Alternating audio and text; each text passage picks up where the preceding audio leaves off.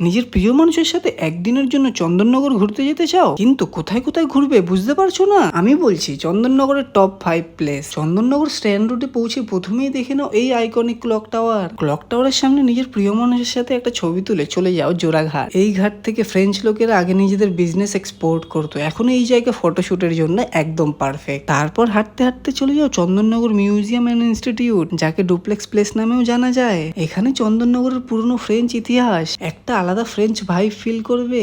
এইসব ঘুরে চলে যাও secret heart Catholic church, French architecture স্টাইলে তৈরি এই চার্চ। চন্দননগর এলে এই চার্চটা ঘুরে দেখতে ভুলো না। সবার লাস্টে চলে যাও হুগলি নদীর পাড়ে, এখানে বসে মনে হবে যেন একটা আলাদা দুনিয়া চলে এসেছি। সবকিছু ভুলে নিজের প্রিয় মানুষের সাথে একটা বেস্ট মুভমেন্ট এনজয় করার জন্য এটা একটা পারফেক্ট স্পট। চন্দননগর স্ট্যান্ড রোডে আসলে এখানকার স্ট্রিট ফুড ট্রাই করতে ভুলো না। স্ট্যান্ড রোডেই ঘুরতে ঘুরতে এত কিছু দেখে আরো কিছু দেখার জন্য অন্য কোথায় যাওয়ার মন করবে না। চন্দননগরের জগদ্ধাত্রী পুজোর লাইটিং যতটা ফেমাস, ততটাই ফেমাস এই স্ট্যান্ড রোড। কিভাবে যাবে, আরো কোথায় কোথায় ঘুরবে, কোনো রকম ডিটেলস জানতে চাইলে কমেন্ট করতে ভুলো না। আর এইরকম আরো ভিডিও দেখার জন্য ফলো করতে ভুলো না।